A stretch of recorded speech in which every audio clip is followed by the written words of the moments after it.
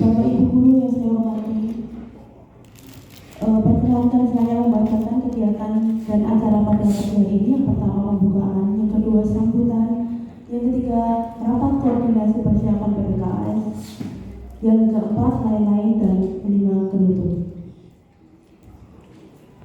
Assalamualaikum warahmatullahi wabarakatuh. Bapak Ibu Guru, karyawan karyawati SMA Negeri 1 Kemusu yang saya hormati. Pertama dan utama, mari kita panjatkan rasa syukur kita kehadirat Allah Subhanahu wa Ta'ala karena pada kesempatan pagi hari ini kita masih bisa berkumpul di aula atau laboratorium kimia SMA Negeri 1 Kemusu untuk melaksanakan salah satu agenda di sekolah, yaitu penilaian prestasi kerja kepala sekolah atau PKKS, dan nanti akan dilanjutkan dengan diseminasi budaya positif oleh calon guru penggerak angkatan 9 SMA Negeri 1 Kemusu. Bapak Ibu semuanya, bahwa PPKKS merupakan bagian dari evaluasi kinerja kepala sekolah selama 2 tahun dalam menjalankan manajemen di sekolah. Untuk itu yang menjadi hal yang rutin, dan untuk itu mari kita persiapkan bersama-sama kegiatan ini untuk agar nanti para penilai, yaitu dari pengawas yang akan mengunjungi SMA 1 Kemusu, mendapatkan apa yang beliau ingin harapkan dan inginkan.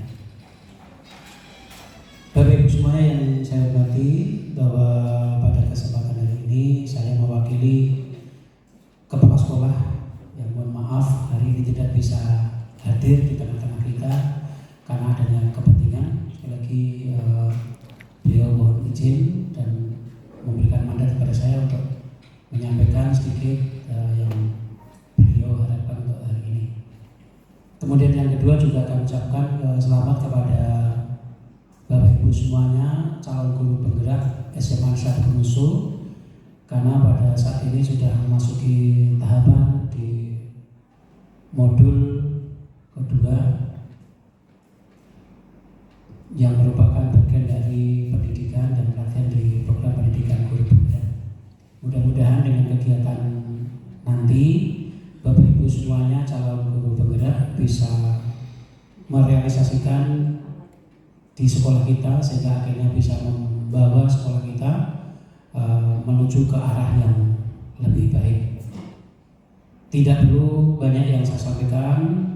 Dengan mengucap Bismillahirrahmanirrahim, kegiatan persiapan penilaian prestasi kinerja kepala sekolah tahun 2023 dan diseminasi budaya positif calon guru penggerak angkatan 9 SMA Negeri 1 Kemusu saya nyatakan dibuka. Demikian Bapak Ibu semuanya yang saya sampaikan. Kurang lebihnya mohon maaf. Mengucapkan terima kasih. Assalamualaikum warahmatullahi wabarakatuh.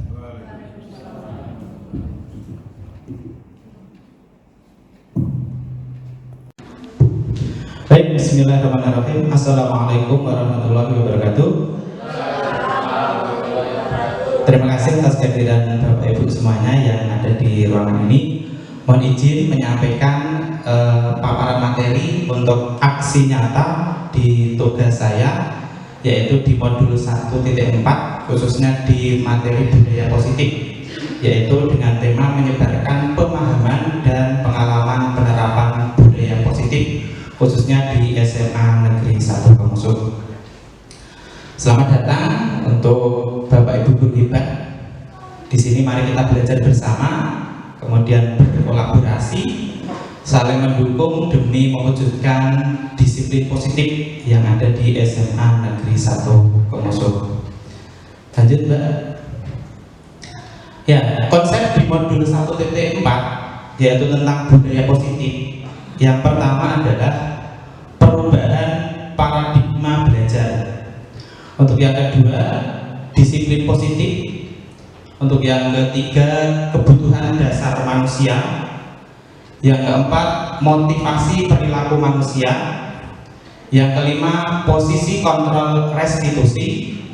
Yang keenam, keyakinan kelas. Dan yang ketujuh adalah segitiga restitusi. Satu persatu akan kita bahas. Untuk yang pertama, yaitu pembelajaran dengan paradigma baru. Ya, mulai 2022, satu tahun yang lalu kita sudah melaksanakan pembelajaran dengan menerapkan kurikulum merdeka di SMA Negeri 1 Pemusu, sehingga kita harus paham terkait dengan pembelajaran dengan paradigma baru. Apa itu? Yaitu pembelajaran yang berorientasi pada penguatan kompetensi dan pengembangan karakter yang sesuai dengan nilai-nilai Pancasila. Pembelajaran paradigma baru ini memastikan bahwa praktik pembelajaran itu harus yang berpusat pada murid, yang mana setiap murid belajar sesuai dengan kebutuhan dan perkembangannya. Pembelajaran ini dilakukan melalui kegiatan pembelajaran yang berada di dalam kelas atau intrakurikuler, dan di luar kelas bisa co-kurikuler dan ekstrakurikuler. Seperti yang disampaikan oleh Bapak Menteri Nadiem Makarim tahun 2020, bahwa beban dan amanah kepemimpinan adalah mengimbangi semua prioritas yang terpenting. Tugas saya dalam pendidikan adalah melakukan yang terbaik. Apa yang diinginkan kadang-kadang belum tentu itu yang terbaik. Dan untuk membuat perubahan, apalagi perubahan transformasional, pasti ada kritik. Sebelum mengambil keputusan, tanyakan apakah yang kita lakukan itu berdampak pada peningkatan pembelajaran pada murid. Itu yang disampaikan oleh beliau Bapak Nadiem Makarim. Untuk yang kedua, yaitu disiplin positif. Dalam budaya kita, makna kata disiplin itu dimaknai menjadi sesuatu yang dilakukan seseorang pada orang lain untuk mendapatkan kepatuhan. Kita cenderung menghubungkan kata disiplin dengan ketidaknyamanan. Ya, banyak sekali contohnya ya. Ketika kita pagi-pagi, anak harus masuk tepat waktu, tapi pada kenyataannya anak-anak tidak disiplin. Yaitu mungkin ya itu membuat tidak nyaman di telinga anak-anak, ya, ketidaknyamanan. Bapak pendidikan kita ya Dewantara menyatakan bahwa di mana ada kemerdekaan, maka disitulah harus ada disiplin yang kuat. Sungguh pun disiplin itu bersifat self disiplin, yaitu kita sendiri yang mewajibkan kita dengan sekeras-kerasnya. Tetapi itu sama saja, sebab jikalau tidak cakap melakukan self disiplin, maka wajiblah penguasa lain mendisiplinkan kita. Jadi ada imbal baliknya. Dan peraturan demikian itulah harus ada di dalam suasana yang merdeka.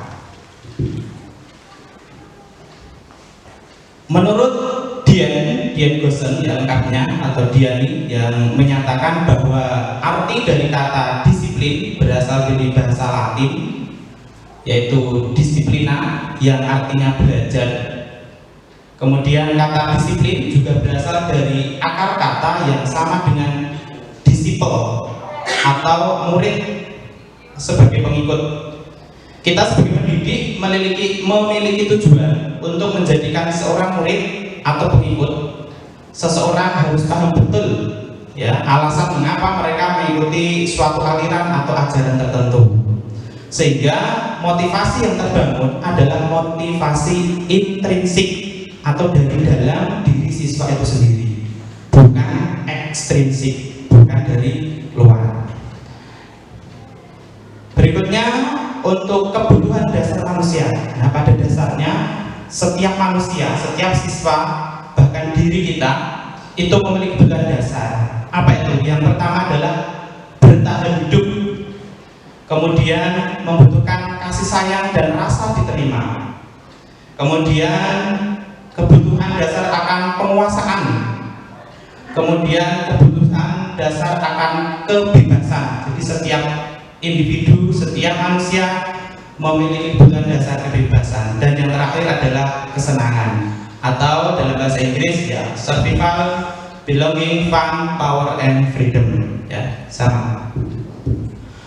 Motivasi perilaku manusia. Dian Goosen dalam bukunya Reconstructing School Discipline menyatakan ada 3 motivasi perilaku manusia. Di antaranya yang pertama, untuk menghindari ketidaknyamanan atau hukuman.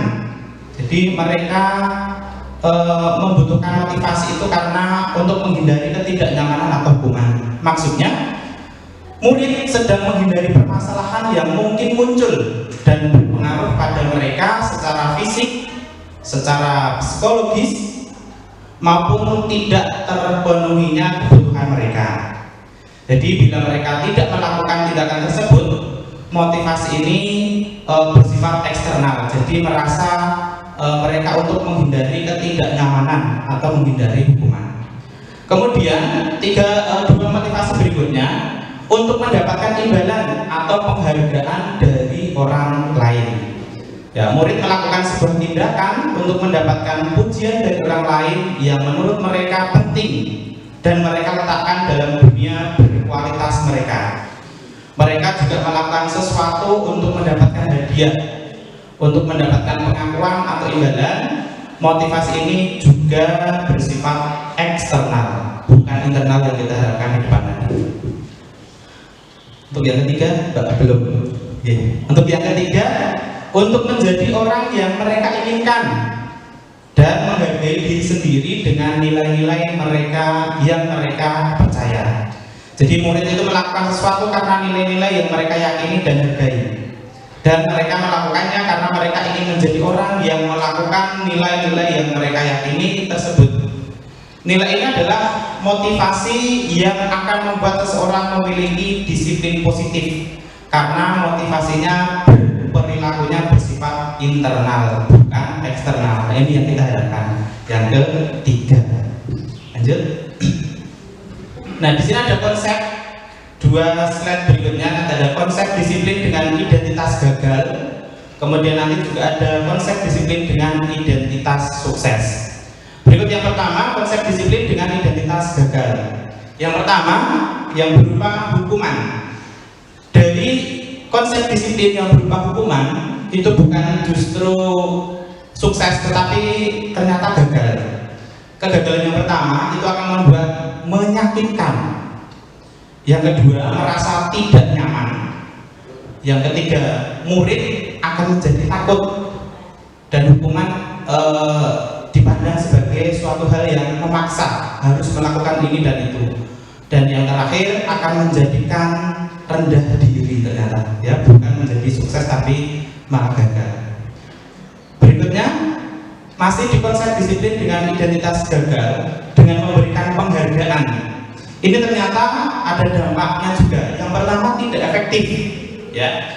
Yang kedua, akan merusak hubungan atau timbul rasa iri. Jadi misalkan kalau kita di kelas, yang satu memberikan penghargaan satu orang gitu ya, yang nilainya paling bagus diberi penghargaan, diberi hadiah seperti itu. Ternyata ya di sisi lain baik, tapi di sisi lain ya murid yang tidak mendapatkan ya tentunya akan iri. Kemudian akan mematikan kreativitas. Jadi yang merasa tidak mendapat penghargaan itu merasa tidak bersemangat atau kreativitasnya merata, paling nanti yang mendapat penghargaan ya si A, si B seperti itu. Kemudian menghukum dengan sistem ranking. Ini juga merasa gagal karena ketika kita melihat anak yang tidak mendapatkan ranking teratas, dia akan merasa rendah diri, ya, seperti yang ketiga yaitu yang terakhir yaitu merampas hak menghargai diri karena merasa tidak diberi penghargaan.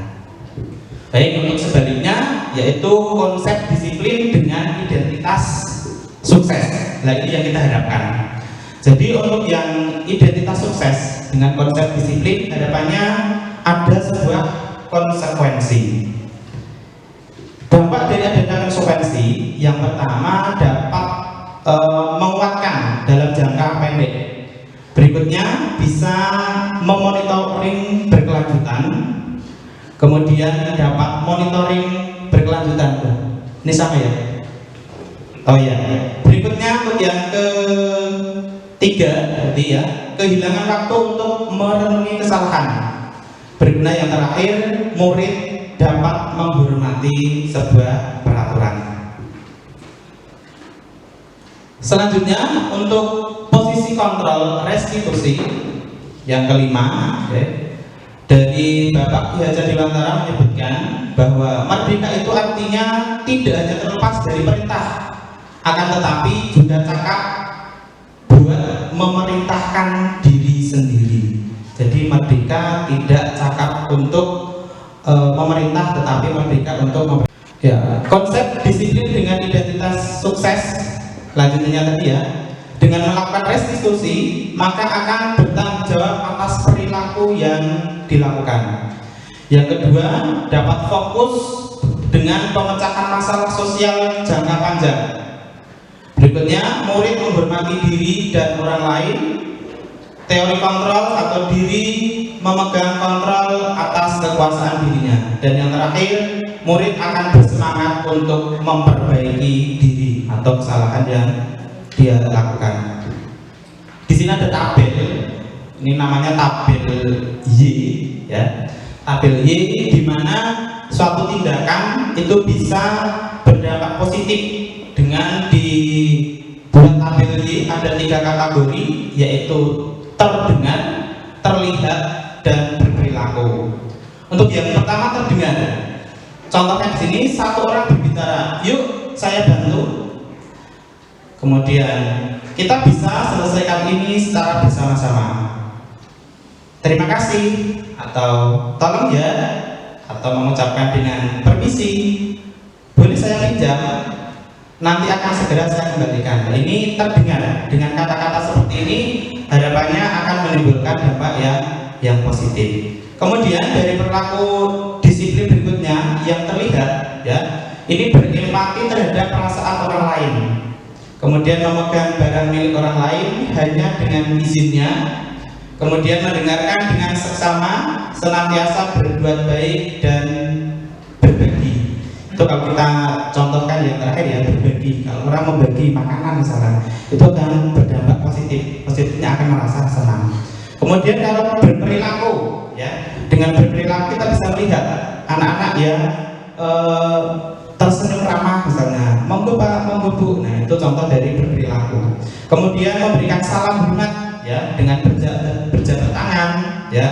Kemudian meletakkan tangan di dada, ya, sambil melakukan kegiatan. Memberikan ruang bekerja dan postur tubuh yang tenang. Itu adalah contoh kegiatan berperilaku yang positif yang bisa kita lihat dari perilaku.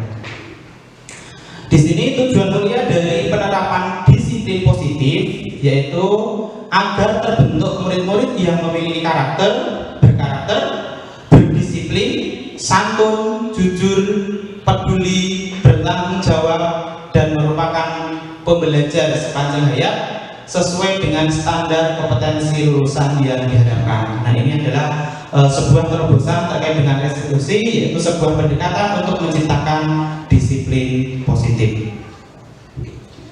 Nah, menurut teori kontrol dari Dr. William Glasser dan Gosen, berkesimpulan ada 5 posisi kontrol yang diterapkan seorang guru. Seorang orang tua, kita sebagai orang tua di rumah ataupun di sekolah juga sama, ataupun dari atasan dalam melakukan kontrol.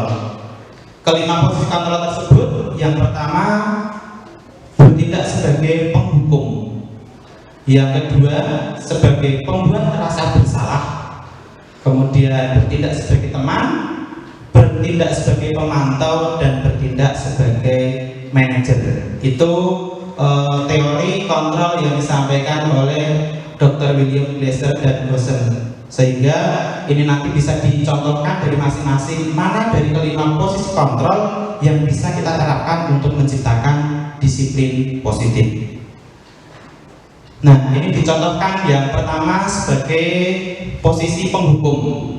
Ada sebuah percakapan atau awalnya seorang penghukum bisa menggunakan hukuman fisik maupun verbal. Jadi bisa menggunakan fisik, misalkan memukul, atau verbal, atau dengan bahasa yang lain.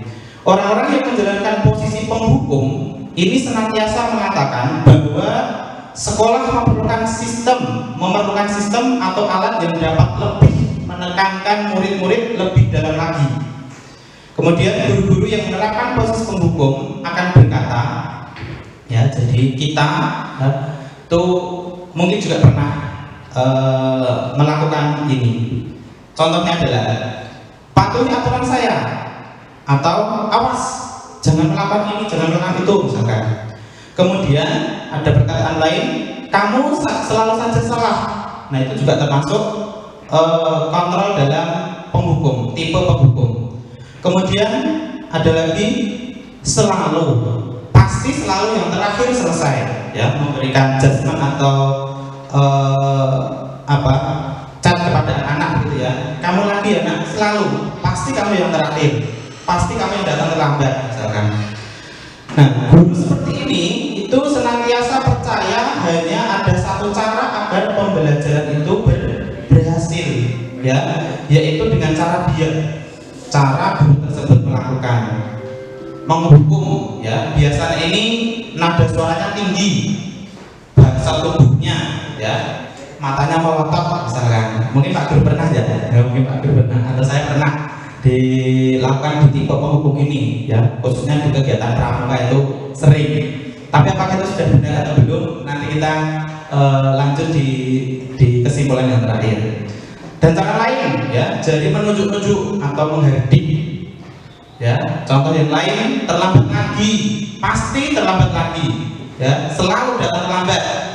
Kapan bisa datang tepat waktu? Nah, ini adalah contoh dari guru dengan tipe atau posisi kontrol dengan tipe penghukum. Kemudian Bapak Ibu guru, mari kita tanyakan pada diri kita sendiri, ya, bagaimana perasaan murid bila guru berbicara seperti itu pada saat muridnya datang terlambat. Nah, bagaimana perasaannya? Hasilnya kemungkinan murid marah dan mendendam atau bersifat agresif. Bisa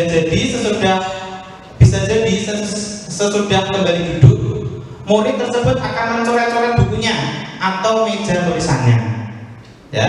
Bahkan lebih buruk lagi, sepulang sekolah murid melihat motor atau mobil Bapak Ibu guru dan akan menggores kendaraan tersebut dengan paku. Berbahaya, ya.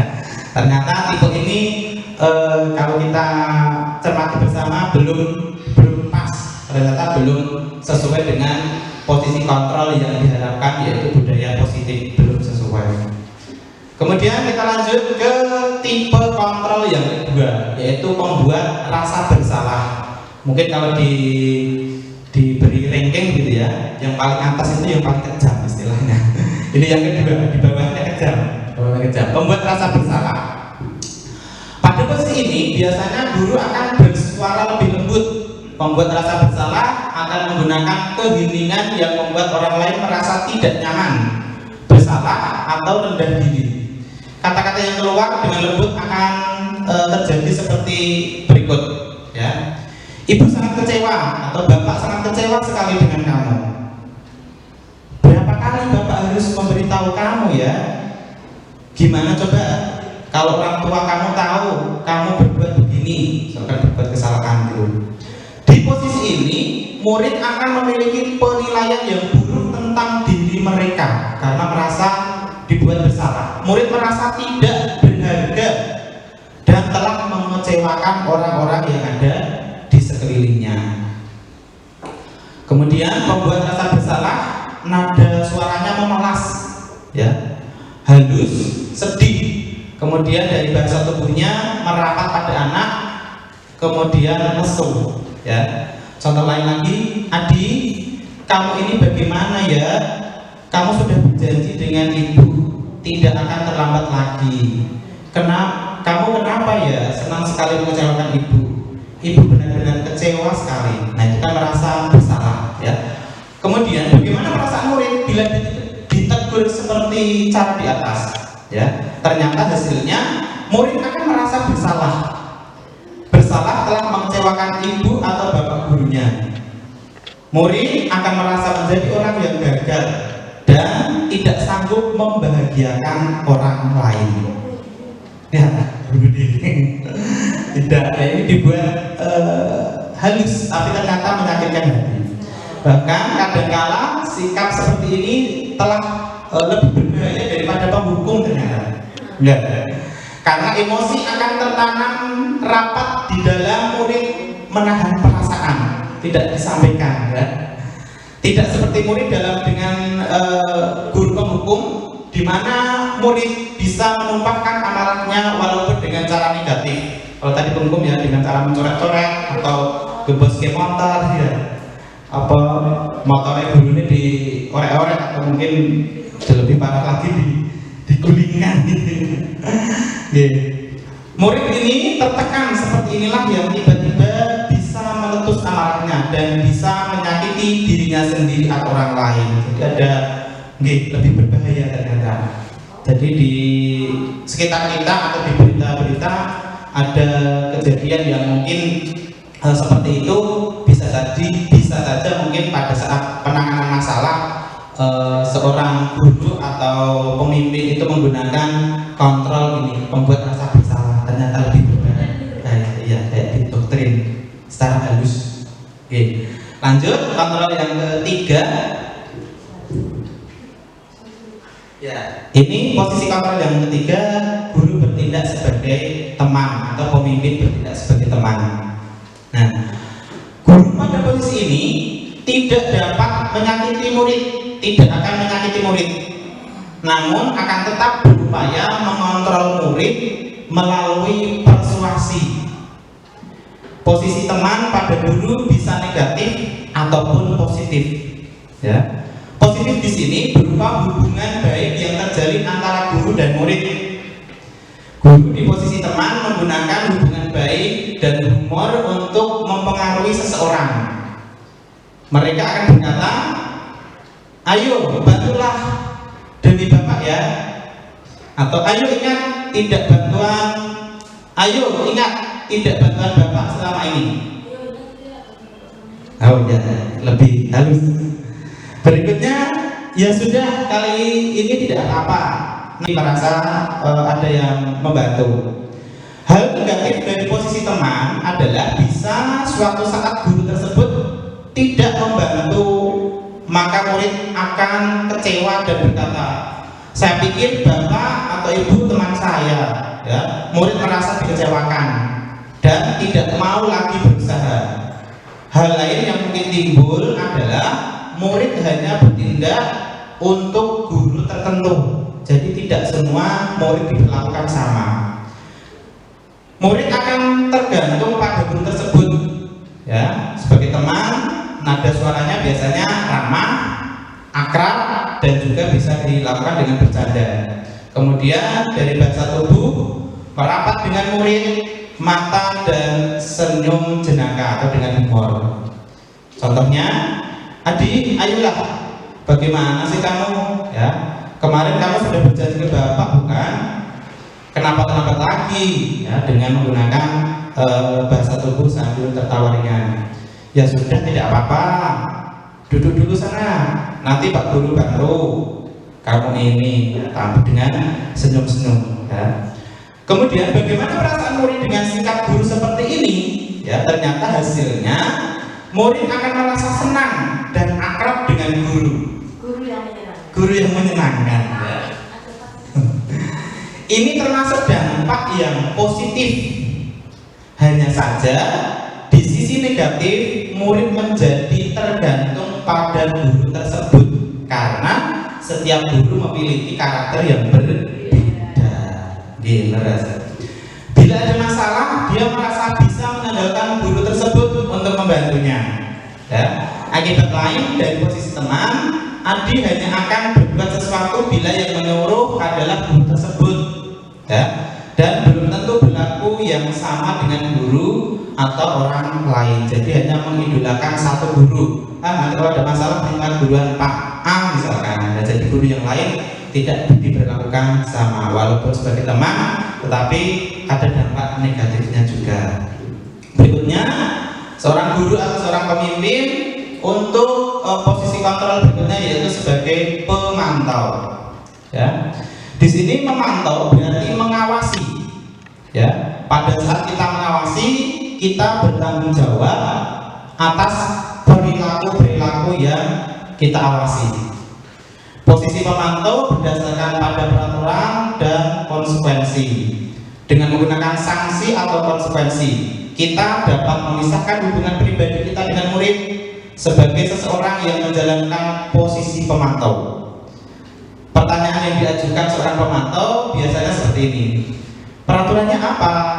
Nah, ada lagi, apa yang telah kamu lakukan? Sanksi atau konsekuensinya yang kamu lakukan itu apa? Nah, sebagai seorang pemantau sangat mengandalkan perhitungan, ya, catatan, data yang dapat digunakan sebagai bukti atas perilaku seseorang. Posisi ini akan menggunakan stiker atau slip catatan, daftar cek. Posisi pemantau sendiri berawal dari teori stimulus respon yang menunjukkan bahwa tanggung jawab guru dalam mengontrol murid. Pemantau nada suaranya datar, ya, bahasa tubuh formal. Ya, contoh di sini ada percakapan antara guru dan murid yang bernama Adi. Adi, tahukah kamu jam berapa kita memulai? Adi menjawab, tahu Pak. Guru melanjutkan, kamu terlambat 15 menit. Apakah kamu sudah mengerti konsekuensi yang harus dilakukan bila terlambat? Adi, paham Pak, saya harus tinggal kelas pada jam istirahat nanti dan mengerjakan tugas ketertinggalan saya. Guru menyapa lagi, ya benar. Nanti pada saat jam istirahat, kamu harus tinggal di kelas untuk menyelesaikan tugas yang tertinggal tadi. Saya tunggu ya. Nah, bagaimana perasaan murid yang diperlakukan seperti ini?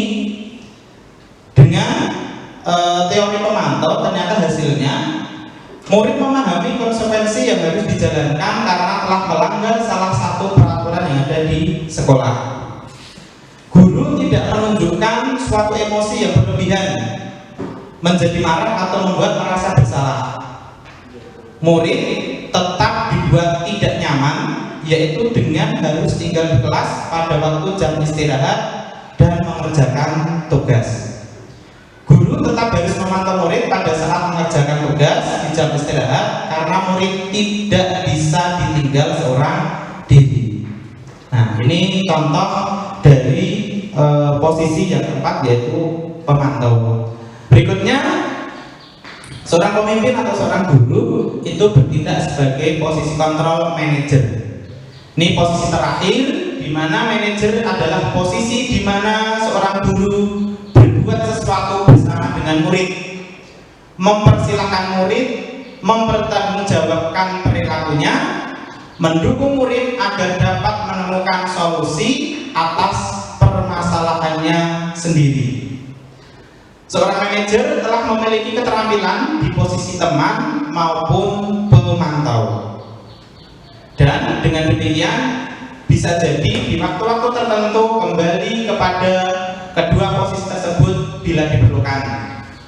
Namun, bila kita menginginkan murid-murid kita menjadi manusia yang merdeka, mandiri dan bertanggung jawab, maka kita perlu mengacu kepada restitusi, ya, yang dapat menjadikan murid kita seorang manajer bagi dirinya sendiri.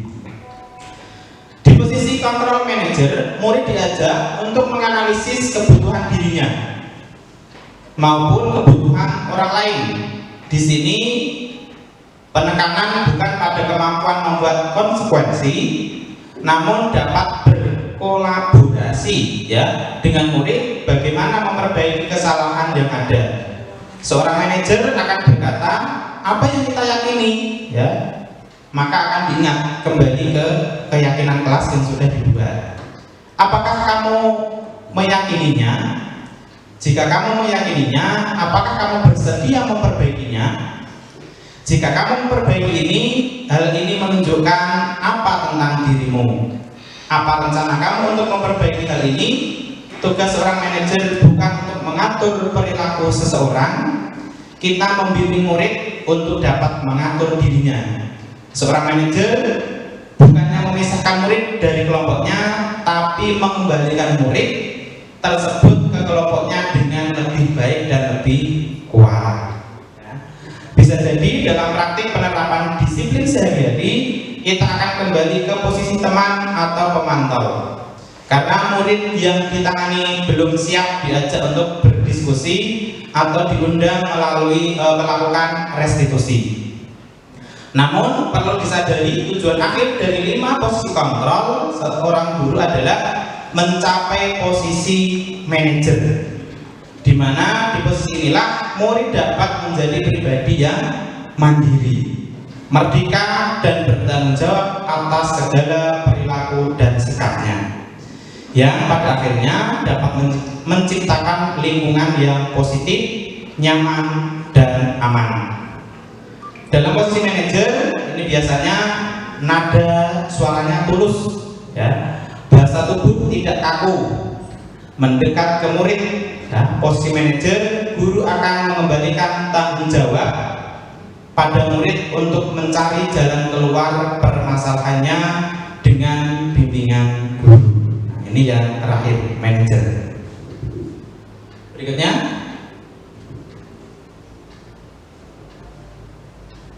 Ya, pembahasan yang keenam yaitu membuat keyakinan kelas, di mana pemahaman atas keseluruhan materi di modul budaya positif dari serangkaian tadi ada 7 ya. Ini yang keenam, keyakinan kelas, yaitu pemahaman atas keseluruhan materi modul di budaya positif.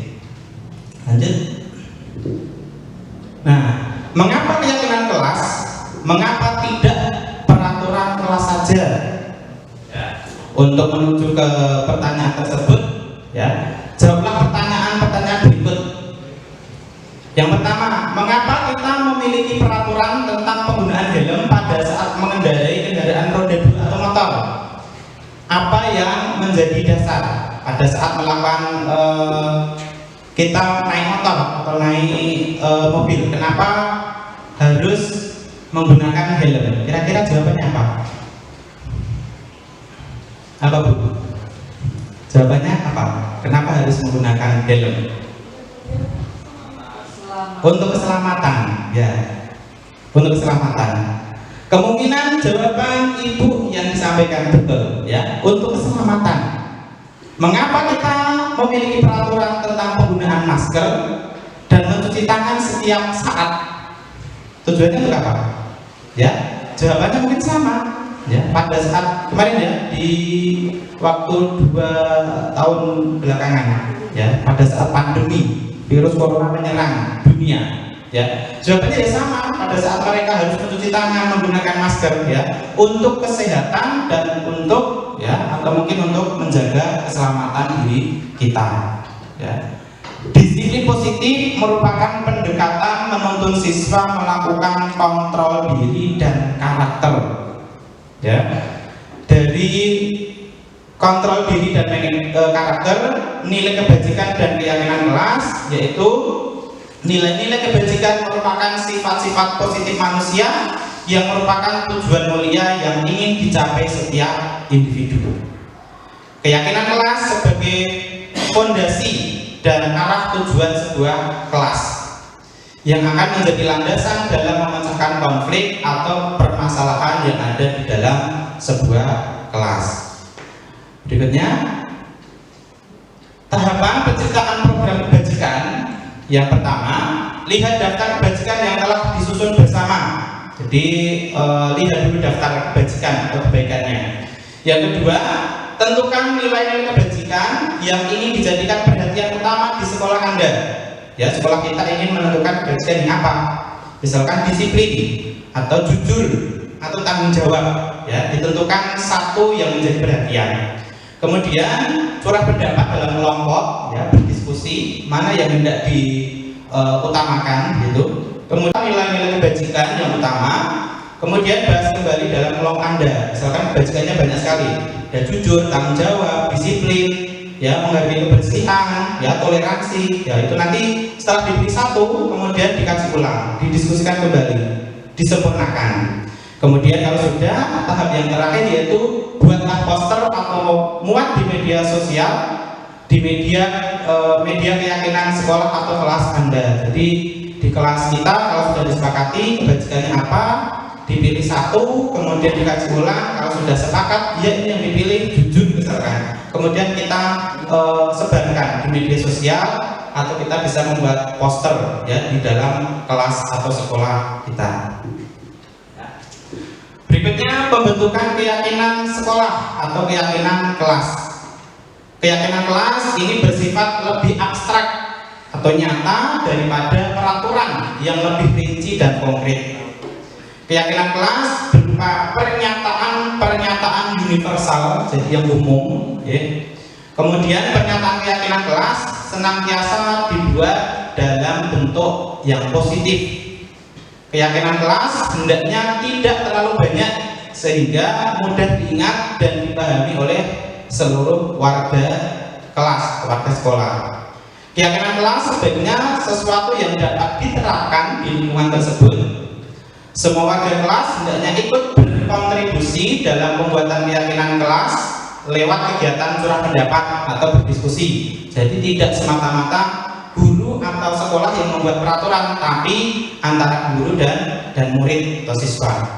Kemudian bersedia meninjau kembali keyakinan kelas dari waktu ke waktu. Jadi ada evaluasinya. Kegiatan ini baik atau tidak, nanti ada batasan waktunya.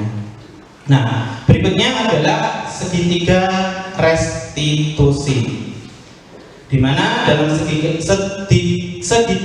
restitusi ini adalah kegiatan yang menstabilkan identitas, ya, memvalidasi ya terhadap kesalahan dan juga membuat atau menyerahkan keyakinan. Ya, contohnya menstabilkan identitas. Setiap orang pasti pernah melakukan kesalahan. Ya. Kamu bukan satu-satunya yang pernah melakukan ini. Ya. Kemudian setelah itu divalidasi tindakan yang salah. Ya. Kamu tentu punya alasan mengapa melakukan ini. Adakah cara yang lebih efektif untuk mendapatkan apa yang kamu butuhkan? Kemudian yang terakhir, menyatakan keyakinan.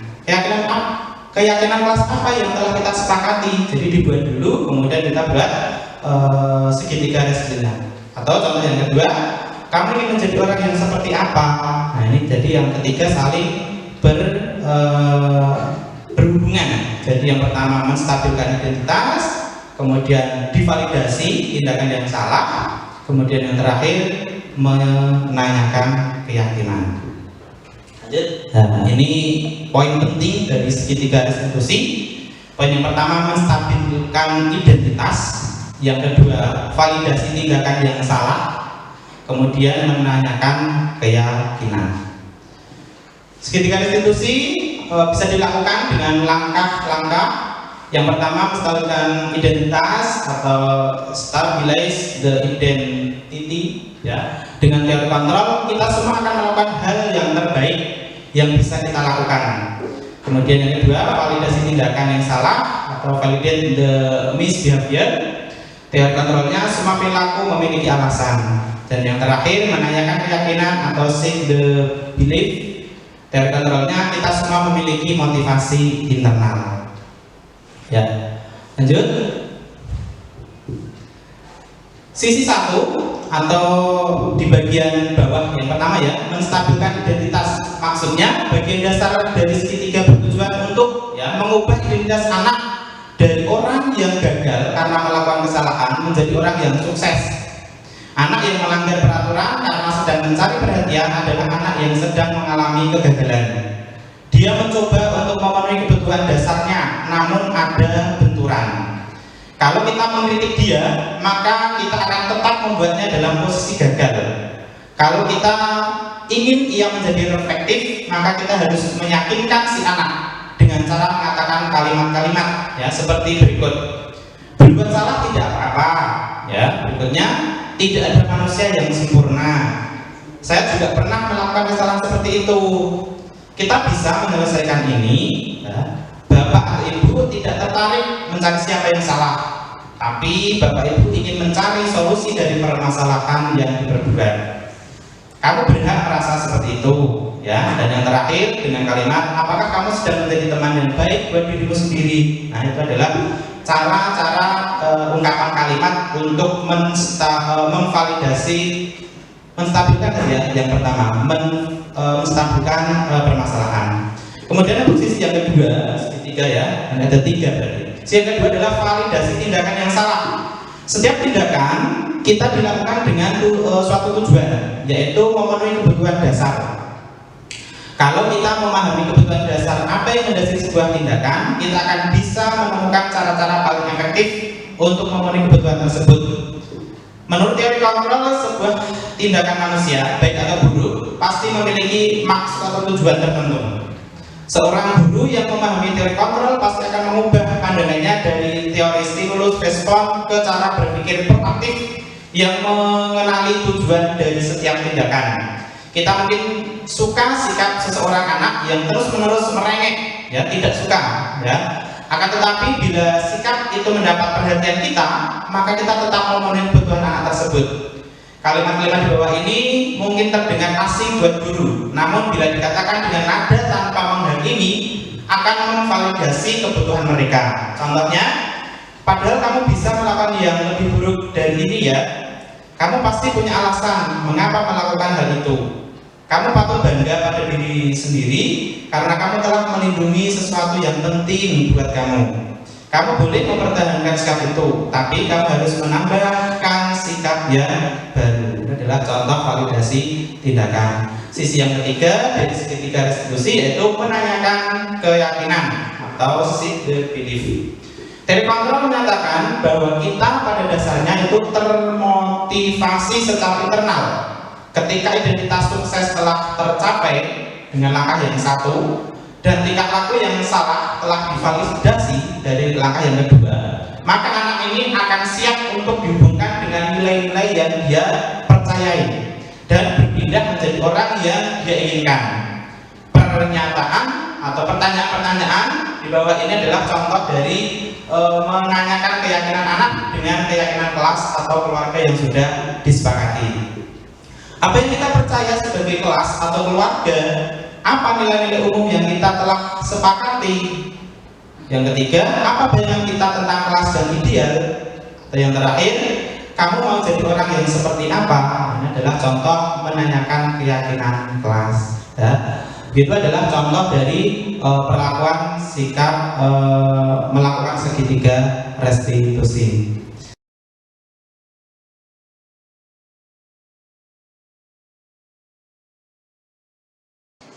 Baik, bismillahirrahmanirrahim. Assalamualaikum warahmatullahi wabarakatuh. Waalaikumsalam warahmatullahi wabarakatuh. Selamat siang semuanya. Siap, Pak. Bagaimana kabar hari ini? Baik. Sudah makan semuanya? Sudah. Sudah sholat semuanya? Sudah. Baik, alhamdulillah. Pada siang hari ini peran ataupun keyakinan kelas yang hendaknya kita buat bersama, kita laksanakan bersama, kita sepakati bersama. Agar apa?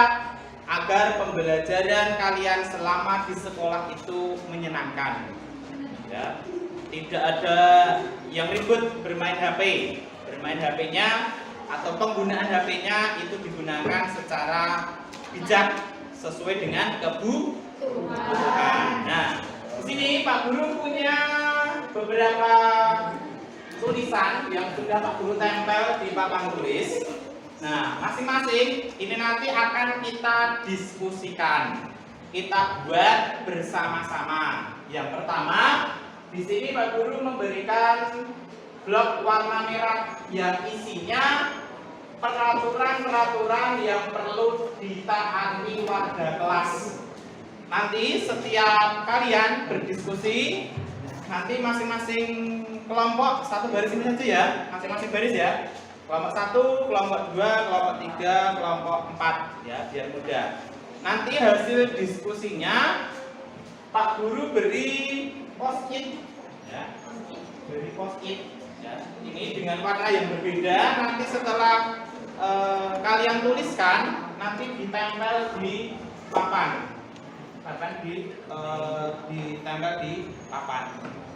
Ya, setiap orang nanti menyampaikan idenya di ruangan diskusi atau di kelompoknya, kemudian nanti hasilnya ditempel di papan. Sampai di sini ada pertanyaan?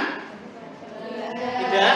Kalau tidak ada, yang pertama saya beri warna pink terlebih dahulu saja, ya. Pink, ya.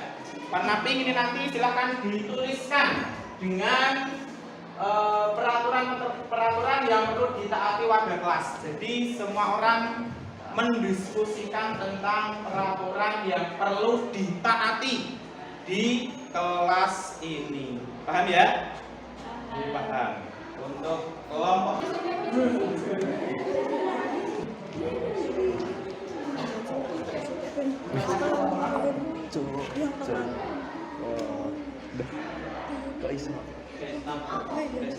Salah kok ngerek.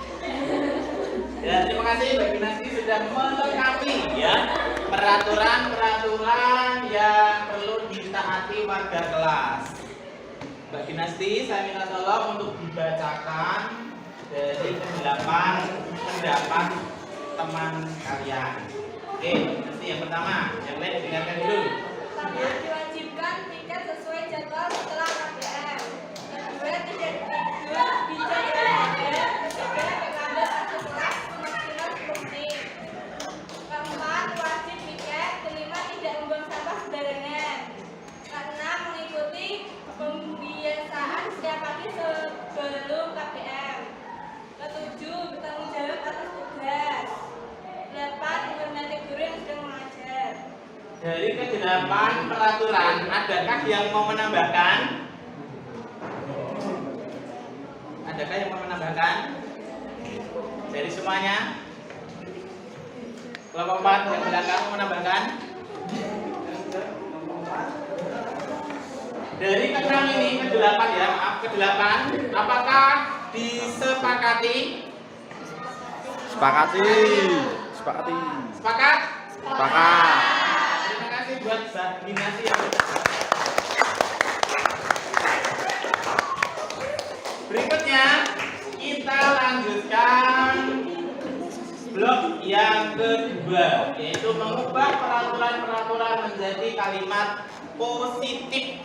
Barangkali di aturan ini tadi ya masih ada kata-kata yang belum pas atau belum enak didengar, ya, sehingga kita perlu mengubahnya menjadi kalimat positif, ya, kalimat positif. Contoh, ya, tidak tidur di kelas, berarti artinya kalau tidak tidur di kelas artinya kata positifnya apa? Biar ada kata positifnya. Sekarang ada penekanan jangan tidur di kelas. Jangan ini berarti larangan, kalimat negatif. Positifnya apa? Boleh tidur? Tidak. Lah ya, agar positif apa? Sebaiknya tidak tidur di saat jam pelajaran. Apa? Enggak. Dilarang tidur di kelas. Ya hampir sama, dilarang. Sebaiknya tidak tidur. Sebaiknya tidak tidur di kelas. Ada yang lain lagi? Lebih baik tidak tidur.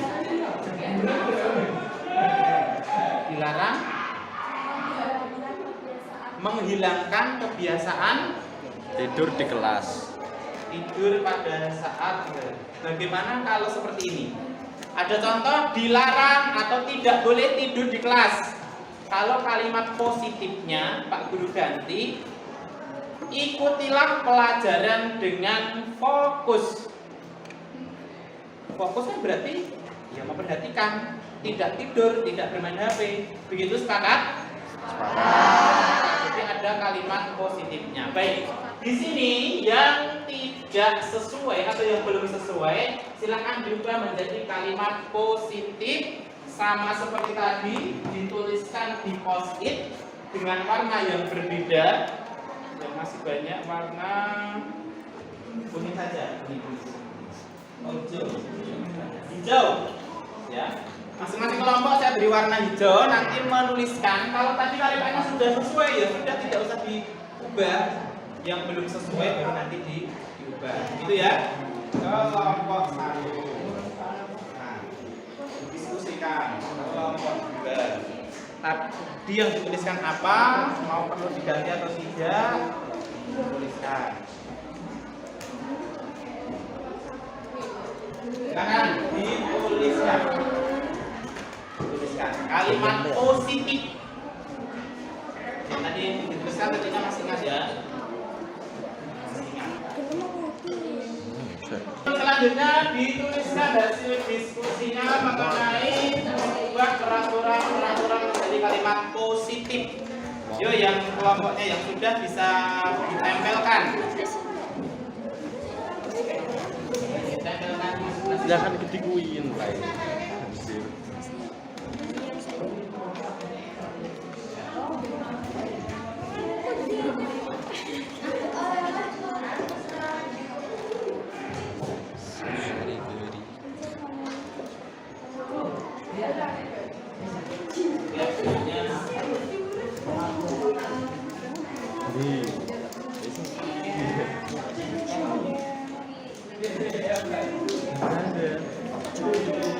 Malas aku lah.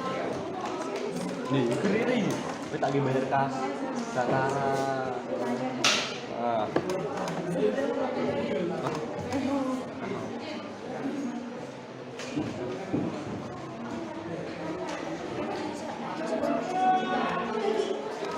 Ayo, masih ada 2 lagi yang belum 1, 2, 3, 4, 5, 6. Diskusi bisa ditempelkan di sini. Nilai keyakinan yang ada pada blok hijau. Cukup keren. Wih. Nilainya yang belum maju, ya udah maju semua. Kata maju lah. Gitu ya.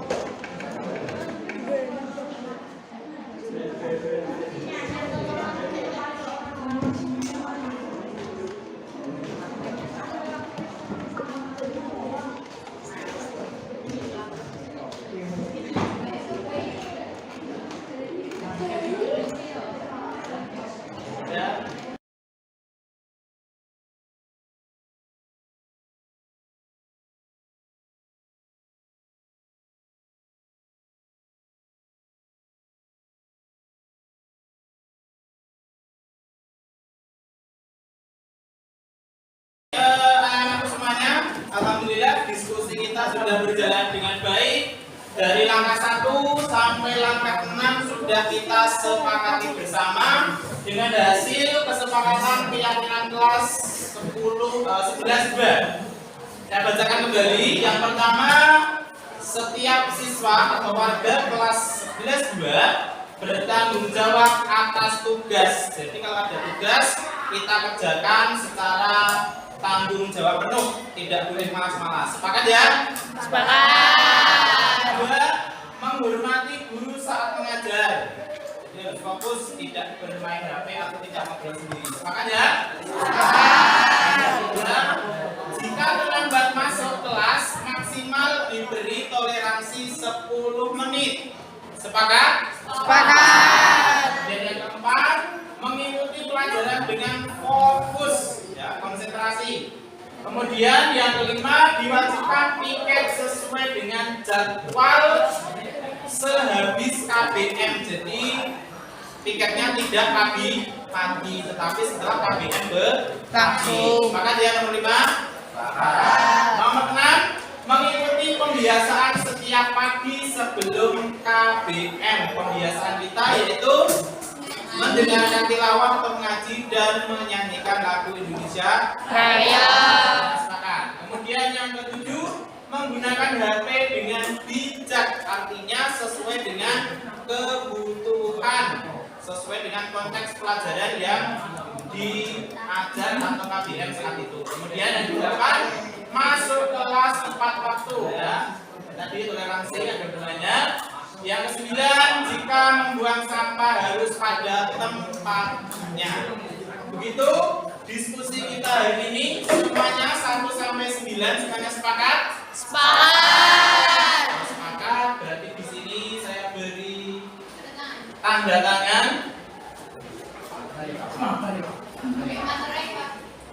Materai ya, tidak perlu. Diperkuat dengan disaksikan ketua kelas. Silakan Mas, tanda tangan. Tanda tangan ya.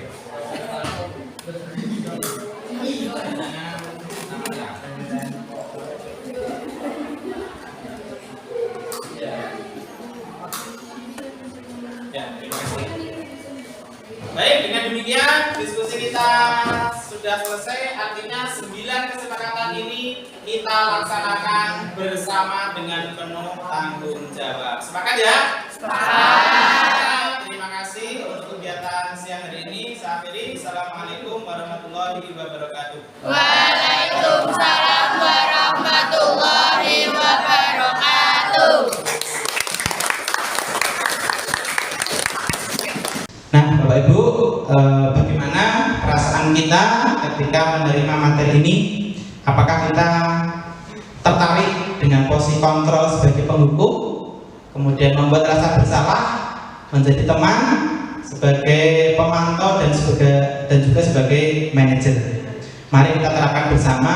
Mudah-mudahan perilaku budaya positif yang ada di sekolah kita SMA Negeri 1 Temusu bisa lebih baik. Bagaimana Bapak Ibu, bisa dijawab ya? Apakah kita selama ini sebagai penghukum, sebagai teman, sebagai pemantau, atau sebagai manajer?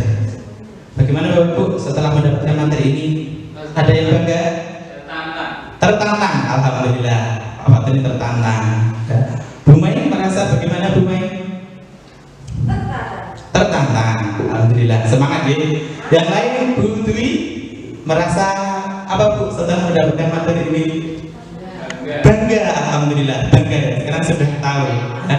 Pak Andi sebagai setelah mendapat materi ini puas, alhamdulillah, ya puas. Ya. Pak Fahri senang, wah senang mendapatkan materi ini, senang ya Pak ya. Senang. Yang lain juga insya Allah senang semua. Okay. Terima kasih untuk kegiatan pagi hari ini yang mendukung kegiatan saya, yaitu diseminasi budaya positif. Semoga berkah buat Bapak Ibu semuanya. Terima kasih. Saya akhiri. Assalamualaikum warahmatullahi wabarakatuh. Kita semua. Terima kasih.